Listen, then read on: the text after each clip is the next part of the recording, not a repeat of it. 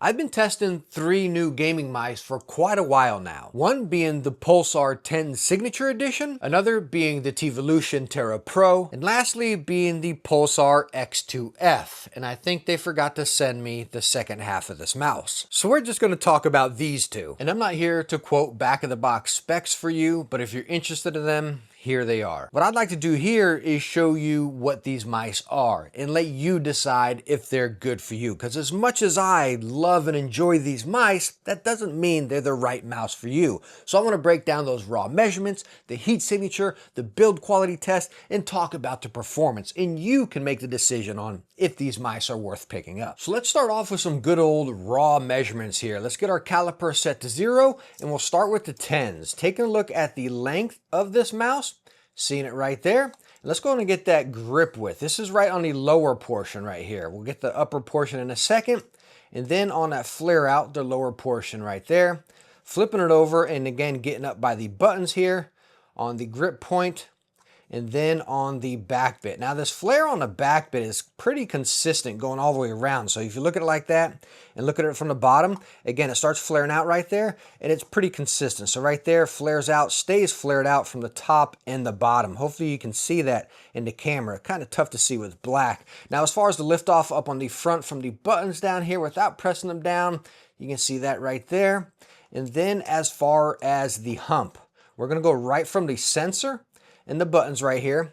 That is from the sensor, but again, that is not really where the hump is. The hump is definitely more towards the back, as you can see, pretty much right here behind the back button. So getting that measurement right back here, you'll see that bit on the back hump. So again, I just want to emphasize how that hump is not center pointed from the sensor to the middle of the buttons. That's pretty much right where it starts curling up. That hump is definitely on the back bit there. I'll talk about that here shortly. But anyways, let's make sure our caliper is set back to 0 and get the length of the Tera. Here is the length of that. You can see a little bit longer. As far as the grip width right here, again, starting on the lower bit, and then going to the back, staying on the lower portion here. Let me get it set in right there. You can see that. Now swinging around to the top over here on the grip without trying to touch the side buttons in. Kind of tough. But you can see that measurement. And then on the top, and this is a little bit interesting on this, which we'll talk about in a second as well. But now the hump starting from sensor and midpoint button. You can see right there.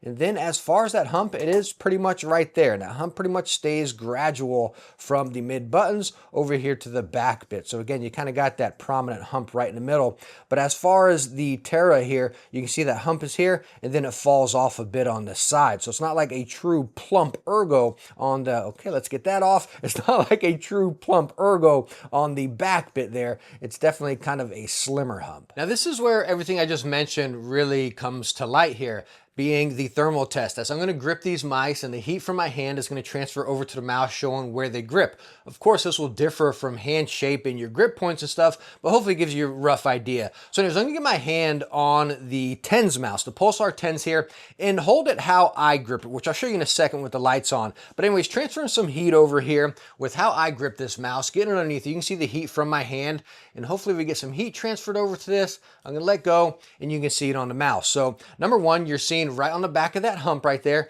and then my finger kind of rolling through, and then my thumb, but nothing really on the back portion, the lower back portion. Now let's swing it around, and you can see it right there too, because what's happening is, again, my hand is pretty much resting on this. It's not in my palm, which again, I'll show you with the lights on in a second, but it's definitely that relaxed claw. That is how I grip this mouse. You can see it just flowing right there, up to the buttons, over to the side right there. So a very comfortable, relaxed claw for me at least. Now coming over to the Tera, the Tera Nova, Teevolution, whatever this one's called here. Anyways, get it in my hand, transferring over some heat. Now this one I can definitely get into my hand, but it's kind of weird because my hand is kind of scrunched over on the side by my pinkies here. But anyways, let's go on and get the heat transferred, let go of it, and hopefully you can see that. Like, holy smokes, like there you go, right? It truly shows what I was talking about. So my thumb is coming over here into the hump and then over onto that side, but it's missing this pointy little bit on the back right there. And you can see I'm getting a lot of heat up here towards the top, and then my fingers kind of curl over because that hump is definitely right there in the back of your palm. and it kind of, again, shoots off over here to the side. Rather than a big ergo, is really plump, kind of going up here a little bit more where you're seeing the green and yellow, like right where it starts breaking there. When this one is a little bit more sharp and you're getting that kind of pokey hump right in the back. Now let me show you what I was talking about with those grip points with the lights on here. And again, this is going to differ from hand size and then your preferred grip. But talking about me right here, again, using a Tenz, it is definitely that relaxed claw. So you see it's not in the back of my palm, it's right up here, resting in my fingers, just kind of rolling over with it. That hump in the back right there, it just rolls from my finger right into the back of my hand right there. Not my palm, but right up here by my fingers. Now, if I wanted to, I can get into a more aggressive claw here and pull it in the back of my palm and kind of dance it around and still lock in some of those shots. That's not really the way I game. If I'm going that deep into my mouse, I'm going with an ergo, right? That's why I use ergos. But again, you can dance and really flick this around pretty loosely here without that hump really getting in your way back there. It's pretty nice. But again, when I caught myself using this mouse, I was rested down like this. Now coming over here to the Tera, the Tera Pro. I called it the Tera Nova. It's the Tera Pro, right? But anyways, getting this in your hand, it's quite the versatile mouse, right? You can pull it into the back of your palm. You can relax claw it like that one here, even though that hump is significantly bigger, so it's definitely resting on the side of your hand as well. But again, I would class this closer to an ergo, this closer to an ambi, even though they both have a significant hump on the back. But again, when I was using the Tera here, I definitely caught myself using it more like an ergo, really resting into my hand, kind of a little more slower pace when I can kind of flick and dip with the Tenz a little bit more. And cutting it short and sweet to the point, like what these mice are as far as shape, this is a Zowie S2. It feels very similar to a Zowie S2, and the Tera Pro is clear as day a Logitech G703. Now let's take a quick look at the weight of these mice, starting off with the Pulsar Tenz over here. We are coming in at 48.3 grams, and it is perfectly balanced front to back. I mean, this thing feels like, man, it's amazing how Pulsar does it with their mice. I mean, it's just perfectly balanced. Like, this thing is no joke, front to back, perfect. Coming over here to the Tera Pro, it is going to come in at 51.4. And this one, I will feel slight more weight up to the front. It's nothing drastic by any means. As you see, it's an incredibly lightweight mouse, but I do feel a slight bit more weight up here towards the front portion. Now, one of my favorite tests being the pressure gauge test or the build quality test, and why I do this is, again, us as reviewers, we don't use these products as long as, say, someone buying it to main it. Even though I have been using both of these mice for quite a while right now, I just like pressing into them and seeing how much they can withstand, so you can see the build quality over time, the integrity over time. And I don't do this beforehand. I never do this beforehand. The first time I ever break out the force gauge meter is right on camera with you guys. But talking about my time with these, I will tell you with the Tera Pro, I noticed, again, a slight bit of flex. Nothing that's actuating the buttons, nothing that feels defective by any means. Maybe just a different plastic here, because the Pulsar one feels incredibly solid. But again, with the Tera, it just, again, a mild flex here and there. Maybe just because it's a bigger mouse. But whatever, we're going to do the test on the force gauge and see if my results or my feelings actually came to life on it. Starting over here on the Tera Pro, coming to the side. Let's see if I'm getting some flex. It seems like right there, I'm getting a very small amount. So kind of right at that like 8 to 9 pound mark. But again, it's nothing drastic by any means. It's not actuating the buttons or anything. If you come towards the back portion here, let's see what we're getting. No flex on the back at all. I can go up to 12 to 13 and still nothing. Now over on this side, see right there, on this bit, it's kind of right around that 12 pound mark. I start getting some flex, but again, none of us are going to be pressing this mouse 10 to 12 pounds in there, you know what I mean? So I think it's pretty darn solid. It's just, again, sometimes during play, if I get that really tight grip, I will feel that slight flex on the side. But again, I have bigger hands and I do grip a little bit tighter in tenser situations when I'm locked in there, so that'll depend person to person. Anyways, coming over here to the Pulsar 10, let's start on the side with the buttons. I would say, yeah, I got to press pretty hard. I'm getting up to 13 pounds by the buttons.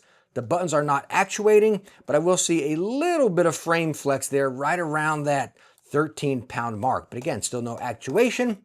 As far as the back hump, rock solid there. I can't get anything to flex. And then over on this side, I would say it's right around Again, that 13 to 14 pounds, but I'm pressing this thing incredibly hard here. So both of these mice, again, they're incredibly solid. It's just maybe since the Tera is a little bit bigger, I just felt that flex every now and then, because again, I'm kind of gripping this mouse a whole lot more than I am with the Tenz, where I'm kind of resting on the mouse. Now I want to talk about performance of both of these mice, and before we get into any gameplay and talking about how they actually felt in game, I want to show you what they're including. The Pulsar Tenz is actually including the 8000 polling dongle, which is usually a separate purchase with Pulsar mice, so really cool to include that here. But now with the Tera, it's including probably the coolest dongle ever included with the mouse. I just love this. You see, you got all your information right on it there. Hopefully the mouse doesn't fall asleep, or it will go down to the time. But you got your polling rate, you got your battery status, your profile,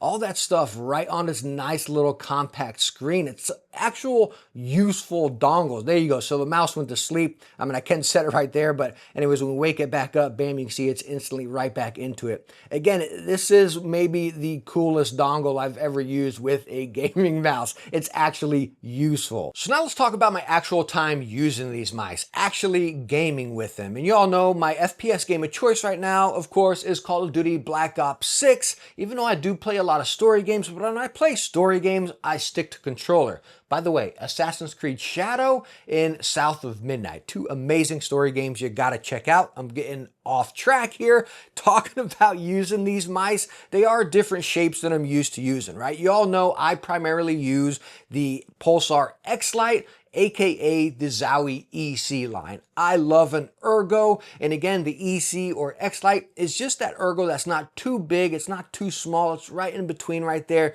It's just a very versatile mouse that I can dance around with, flick and dip it, but also pull it into the back of my hand and lock it. So you might be thinking, okay, well, that sounds like the Tera Pro here. You're really gonna like that, aka a G703, right? And as much as I love this shape, and it's such a comfortable shape, it has that hump that's a little pointier in the back when I like something that again fills out my hand a bit more if I need to, so I can get that balance, right? My hand's not kind of crinched in like this. I can rest my hand on it and lock it in there. Hence, I'm gonna get that control from the left side of my hand to the right side of my hand to the front. It's just ergonomically sound for my hand, right? Not saying that this one's not an ergo mouse. I would definitely put this in more line of an ergo, even though it has very ambi vibes to it.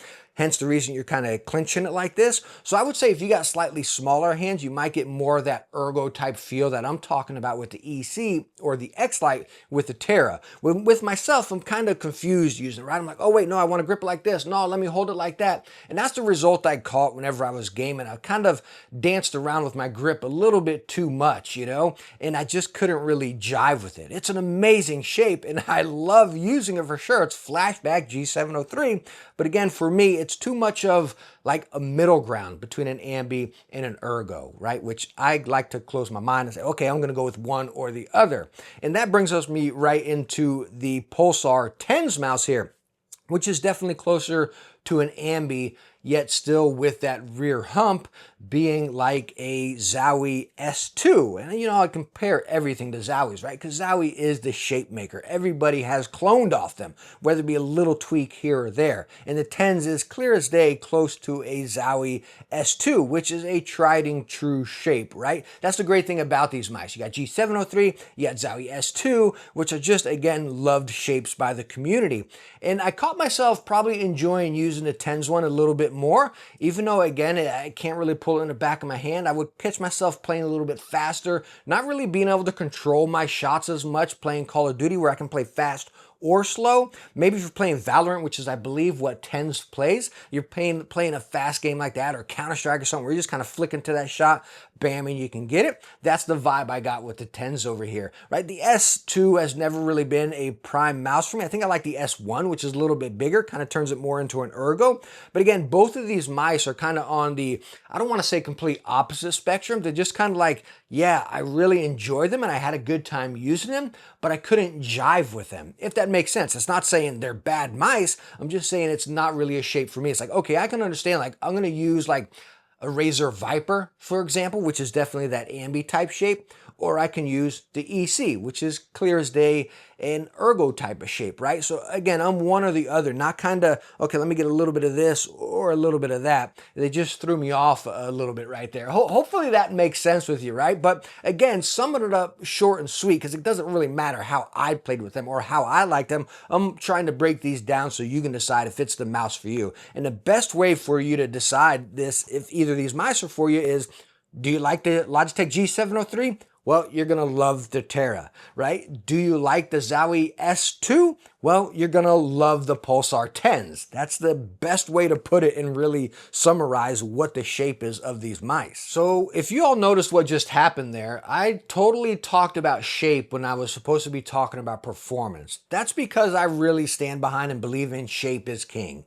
Shape is my passion. Shape is what makes these gaming mice right now. Performance, they all perform absolutely amazing. Heck, you can buy a budget mouse off Amazon and it's going to perform top tier more than likely, you know? And that goes same with both of these mice. I used them both at 4,000 polling rate. I don't mess with 8,000, and they were both absolutely flawless. They both perform amazing. So performance shouldn't be a deciding factor for you here. It should really be, again, as far as that shape, or maybe the cool dongle on the Tera. Now, as far as the price of both of these mice, they're pretty interesting here, as the Pulsar Tenz is going to come in at 130 bucks with that 8K dongle. So that's really cool to see that Pulsar's not putting a pro model price hike on the mice right here. Again, it's coming with that 8,000 polling rate dongle. So really cool to see Pulsar sticking to, again, solid numbers there. Then coming over to the Tera Pro, well, this is on Indiegogo, so you got to decide if you trust those kind of programs, but you can get this mouse starting at 60 bucks with the 1,000 polling rate dongle, but to get what we're looking at here with the coolest dongle ever, it's going to be 80 bucks. And holy smokes, talking about that for 80 bucks, like if you like the G703, this is a no-brainer, right? Like that is an awesome deal there. You just got to decide if you trust, again, investing into like one of those pre-order type of programs. But like I said in the beginning of this video, whether I like or dislike either of these mice, that really shouldn't mean anything to you. What I want to do here is give you my feedback of actually using these mice and show you what they actually are as far as shape and feel and build quality, and is that going to be the mouse for you? Is it going to suit you? So then you can decide if you want to invest your money into either of these mice. And I hope this video was able to answer that and hopefully help you out. And if it was, please hit that thumbs up. Don't forget to subscribe, and I hope to see you in the next one. Bye now.